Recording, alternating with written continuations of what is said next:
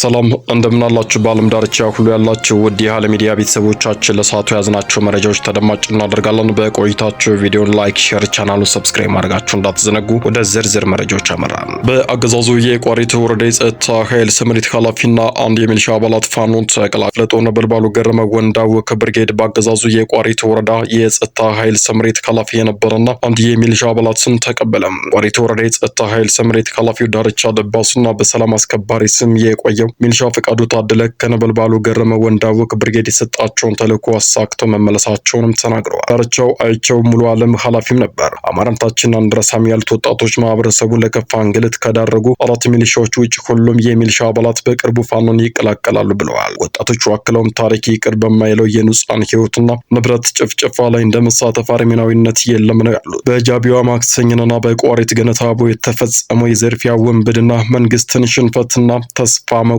ያረጋግጥ ነው ብለዋል። በምዕራብ ወሎ ቀጠና ጎረንጂና አጋምሳ ላይ የነበሩ የኮንክሪት ምሽጎችም ተሰበሩ። የአማራ ፋኖ በወሎ ቤተ አማራ ንጉስ ሚካኤል ኮር መብረቅ ክፍለ ጦር ጎረንጂ ላይ ጠላት መሽጎበት የነበረው ልዩ ቦታው አጋምሳና ጎለሌ ተብሎ ከሚጠራው ቦታ ያለን ኮንክሪት ምሽግ ደርምሶ በመግባት ጠላትን በመረምረም ታላቅ ድልም ተጎናጽፈዋል። በትናንትናው ዕለት ከነጋት ጀምሮ በአርበኛ ንጉስ ኻሊድ የሚመራው መብረቅ ክፍለ ጦር በቅርቡ ተመርቀው የወጡ ልዩ ኮማንዶ ነብሮ ብርጌድ ንስር ሻለቃና አዳነ ሀብት ነው ብርጌድ በጥምረት በመሆን ጠላትን ከመሸገባቸው ቦታዎች በማፈን የዙፋን ጠባቂ 2 ከፍተኛ አመራሮች 100 አለቃና 1 ዘመቻ መሪና 17 እግረኛ በደምሮ 19 ሙት 3 ቁስለኛና 3 አምቡላንስ ቁስለኛ ጭኖ ወደ መጣበትም ፈርጥቷል። በዚህ በተመሳሳይ ሰዓት በማከፍታ ወይም ሰኩሩ ቀጠና መብረቅ ክፍለ ጦር አሳምነው ብርጌድ ጠላትን ወግዲ ከተማ ገብቶ ለማፈን ከፍተኛ ትንቅንቅ ያደረገ ሲሆን በነበረውም ኦፕሬሽን 9 ሙትና 1 አምቡላንስ ቁስለኛ ሰብስቦ ተመልሶ ወደ ተለመደው ከተማው ዙሪያ በሰራው ምሽግም ገብቷል። የአማራ ፋኖ በወሎ ቤተ አማራ ምክትል ወታደራዊ አዛዥ ሻለቃ ሀብታሙ ደምሴ በበላይነት በመራ በዚህ አስደናቂ ተጋድሎ ጀግኖችን ክንድ መቋቋም ያቃተው የአብይ አህመድ ዙፋን ጠባቂ ሰራዊት ከተሞችና ንጹሃንን ህዝቡን ኢላማ አድርጎ በሚያስወነጭፈው የሞርተር ቅንቡላ የሰው ህይወት እንዲሁም ቤትና ንብረት እያወደመም ይገኛል። ዳረሻው ድልና ነጻነት የሆነ የአማራ ህዝብ የህልውና ተጋድሎ በዘመቻ አንድነት ተጠናክሮ ይቀጥላል ተብሏል። የአማራ ፋኖ በጎጃም አገው ምድር ክፍለ ጦር በትልሊ ዘንገና ብርጌድ ስር የምትገኘው ቡያ ሻለቃ ታሪክም ሰርታለች። ትናንትናው ዕለት ወንበዴ ቡድን ከሚያዝያ 1 ጀምሮ ፋኖን አጸዳለሁ በሚለው ዘመቻ ወደ አሽፋ ቀጠና 1 ኮር ማለትም 23ኛና 73ኛ እና 75ኛ ክፍለ ጦር የተውጣጣ ዘራፊ ቡድን ያሰማራ ቢሆንም የትልሊ ዘንገና ብርጌድ ቡያ ሻለቃ ትልሊ ከተማ ዘልቆ በመግባት ወዳደር የአድማ ብተና ኃይልና ዙፋን አስጠባቂው ዘረኛ መከላከያ ተብዬ ሰራዊት አፈርም አብልቶታል። በዚህም ወደ ውጊያ 8 የጠላትን ኃይል እስከ ወዲያኛው ሲወገዱ 5 ቁስለኛ በማድረግ ወንበዴውን ሰራዊት በእውር ድንበሩ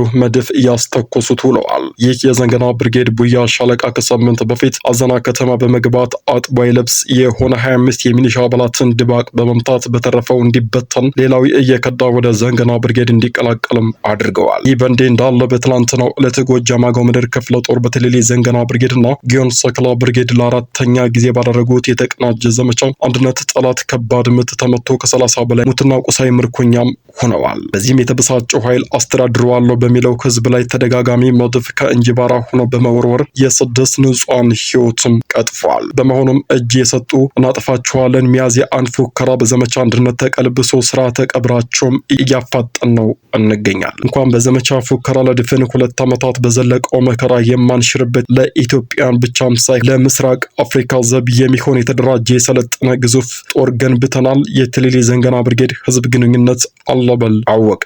ፋሽስቱ አገዛዝ በአማራነታቸው በወንጀል ተጠርጥረው ስር ላይ በሚገኙ በነ ዶክተር ወንደሰን አሰፋ፣ መስከረም አበራ፣ ጋዜጠኛ ጎበዜ ሲሳይ፣ ጋዜጠኛ ዳዊት በጋሻውና ሲሳይ አውግቸው ዶክተር በሚጠራው የክስ መዝገብ በተጠረጠሩበት የሽብር ወንጀል አቃቢ ህግ ከኦሮሚያ አስተዳደር ዞን ጅሌ ጥሙጋ ወረዳ ያሉ ምስክሮች ወደ ኮምቦልቻ ኤርፖርት በማጓጓዝ አዲስ አበባ ተቀብሎ ሲያስመሰክርም ቆይቷል። ሆነ እንጂ በዛሬው ዕለትም ከጅሊ ጥሙጋ የተነሱ የአቃቤ ህግ ምስክሮች ኮምቦልቻ ኤርፖርት ሲጓጓዙ መንገድ ላይ በፋኖ ታጣቂዎችና በመከላከያ ሰራዊት መካከል በተደረገው ጦርነት ምክንያት ምስክሮቹ አዲስ አበባ የፌዴራል ከፍተኛ ፍርድ ቤት ልደታ ምድብ የሽብር ወንጀል ችሎት በወቅቱ መድረሱን አለመቻላቸውን ነው ምስክሮች የሚያጓጉዘው የፌዴራል ፖሊስ ለፍርድ ቤቱ በደብዳቤ የገለጸው። መዝገቡን የያዘው አቃቤ ህግ አቶ ናትናኤል ስንታየው ስለ ጉዳዩ እንዲያስረዱ ተጠይቀው ምስክሮቹ በተጠርጣሪዎች ላይ እንደ እንዳይመሰክሩ ሆን ተብሎ ነው ጦርነቱ የተካሄደው ሲሉም አስረድተዋል። ችሎቱ በበኩሉ ተጠርጣሪዎች ከ2 ዓመት በላይ በስር ላይ ስለቆዩ አቃቢ ሕግ በሰበብ አስባቡ ምክንያት እየጠቀሰ ከዚህ በላይ መዘግየት የለበትም ሲልም አስጠንቅቋል። በአገዛዙ እየተፈጸሙ ያሉ ንጹሃን ጭፍጨፋ፣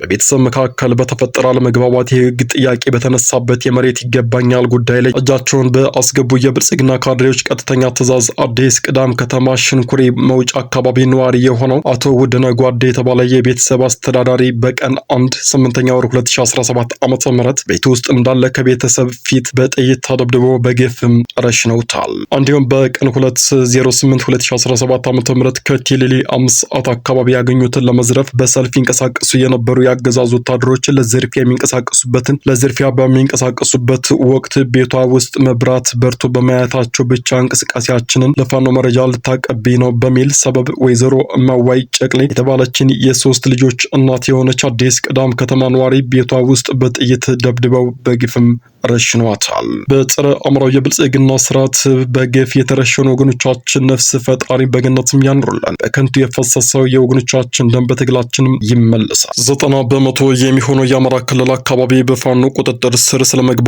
የኦሮሚያ ክልል ፕሬዝዳንት መናገራቸውን ተሰማ። ከቀናት በፊት 3.5 ቢሊዮን በሚደርስ ብር የጦር መሳሪያ ግዢ የፈጸሙት የኦሮሚያ ክልል ፕሬዝዳንት አቶ ሽመልስ አብዲሳ 90 በመቶ የሚሆነው የአማራ ክልል አካባቢ በፋኖ ቁጥጥር ስር መግባቱን በጨፌ ኦሮሚያ አዳራሽ በተካሄደ ስብሰባ ላይም ተናግረዋል። ፕሬዝዳንቱ አክለውም የፋኖ ግስጋሴ በዚህ የሚቀጥል ከሆነ ወደ ኦሮሚያ ክልል ተሻግሮ የብልጽግና መዋቅርን ሊያፈራርስብን ይችላል ሲሉም ግምገማቸውን አቅርበዋል። በሚያስተዳድሩት ክልል በሺዎች በሚቆጠሩ የአማራ ተወላጆች በጅምላ ያስገደሉትና በመቶ ሺዎች የሚቆጠሩት ደግሞ ያፈናቀሉት አቶ ሽመልስ አብዲሳም ከሰሞኑ በጨፌ ኦሮሚያ ምክር ቤት አዳራሽ በተካሄደው አንድ የካድሬዎች ስብሰባ ላይ ባደረጉት ንግግር ፋኖ 90 በመቶ የሚሆነውን የአማራ ክልል አካባቢ መቆጣጠሩን በዚህ ሳይገደብ ወደፊት እየገሰገሰ መሆኑን ተናግረዋል ተብሏል። ስብሰባው ላይ ራሳቸውን የኦሮሚያ ምሁራን በሚል የሚጠሩ በርካታ ኃይሎች የተገኙ ሲሆን ከዚህ አልፎ የብልጽግና ፓርቲ ከፍተኛ አመራሮች መታደማቸውንም ተገልጸዋል። እዚህ ስብሰባ ላይ ንግግር ያደረጉት ፕሬዝዳንት የፋኖ ግስጋሴ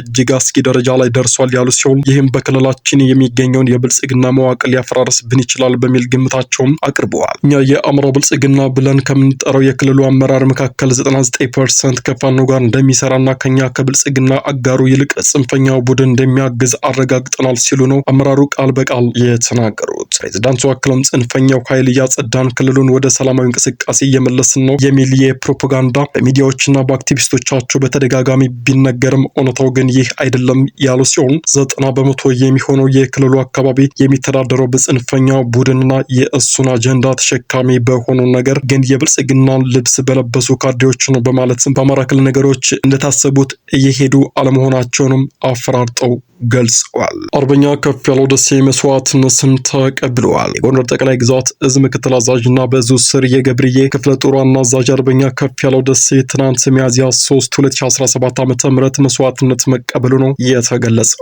በአማራ ሕዝብ የህልውና ትግል ውስጥ ፈርቀዳጅ ከሆኑ ታጋዮችና አታጋዮች መካከል አንዱ የሆነውና በደቡባዊ ጎንደር ቀጠና ግዙፋን የገብርዬ ክፍለ ጦር ይመራ የነበረ አርበኛ ከፍ ያለው ደሴ ቀደም ሲል ከህወሓት ጋር በነበረው ጦርነት የጋሸናውን ምሽግ ከሰበሩ ግንባር ቀደም ጀግኖች መካከልም አንዱ ነበር። አርበኛ ከፍ ያለው ደሴ ገዢው የብልጽግና ቡድን በህግ ማስከበር ስም አማራ ህዝብ ላይ ከፈተውን የዘር ማጥፋት ዘመቻ ለመመከት የተደረገ ባለው 2ኛ ዓመቱን ባስቆጠረው የህልውና ትግል ውስጥ ክብር መስዋዕትነትን እስከተቀበለበት ትናንት ሚያዝያ 3 2017 ዓ.ም አመሻሽ ድረስ ሀብት ንብረቴ፣ ቤቴ፣ ባለቤቴ፣ ልጆቼ፣ ትዳሬ ሳይል በዱር በገደሉ ሲዋደቅም ቆይቷል። ትራምፕ በሀገሪቱ ላይ የጣሉትን ከፍተኛ ታሪፍ ተፈጻሚነት ለ3 ወራትም አዘገየም።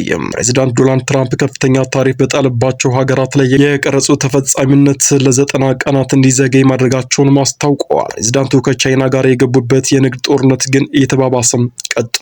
60 ገደማ በሚሆኑ የአሜሪካ አጋር አገራት ላይ የተጣለውን ቀረጥ ተፈጻሚ መሆን መጀመር በሰዓታት ውስጥ ትራምፕ አስገራሚ በሆነ የፖሊሲ ለውጥ የከፍተኛ ታሪፍ ተፈጻሚነትን አዘግይተዋል። የኢትዮ ጅቡቲ ባቡር ላይ የእሳት ቃጠሎ መከሰቱም ተሰማ። ትናንት ከጅቡቲ ተነስቶ የገቢ እቃዎችን ይዞ ወደ ሞጆ ይጓዝ በነበረ ባቡር ላይ በተነሳው እሳት ተቀጣጣይ ነገር በጫኑ 2 ኮንቴነሮች ላይ እሳት መነሳቱም ተነግሯል። ሶማሊያ ክልል ቢኪ ባቡር ጣቢያ ላይ በደረሰው የእሳት አደጋ የሞተር ዘይት ጭኖ ነበር የተባለው 2 ኮንቴነሮች አንደኛው በከፊል ተቃጥሏል፣ ሁለተኛው ተርፏልም ተብሏል። የሞተር ዘይት በጫነ ኮንቴነር ላይ የተነሳው የእሳት አደጋ ምክንያት ገና እየተጣራ መሆኑን የኢትዮ ጅቡቲ ባቡር ትራንስፖርት አክሲዮን ማህበርም ተናግረዋል። ሩሲያና አሜሪካ የእስረኛ ልውውጥ አደረጉ። አሜሪካና ሩሲያ በተባበሩት አረብ ኤሚሬቶች አማካኝነት የእስረኛ ልውውጥ ማድረጋቸውንም አስታወቁ። ሩሲያ ፌዴራል ደህንነት አገልግሎት የአሜሪካ ዜግነት ያላት ከሲና ካርኒናን በሩሲያው አርተር ፔትሮቭ መለዋወጣቸውንም ተገልጸዋል። ሩሲያ ከአሜሪካ ጋር የተደረገውን የእስረኛ ልውውጥ እንዲሳካ አስተዋጽኦ ላበረከተችውም አረብ ኤሚሬትስ ምስጋናዋን ማቅረቧንም አልጀዚራም ዘግቧል። ውድ የሃለ ሚዲያ ቤተሰቦቻችን ለሰዓቱ ለያዝናቸው መረጃዎቻችን እነዚህን ይመስሉ ነበር። በሌላ መረጃ እስከምንገናኝ ድረስ መልካም ጊዜ። ሰብስክራይብ ማድረጋችሁ እንዳዘነ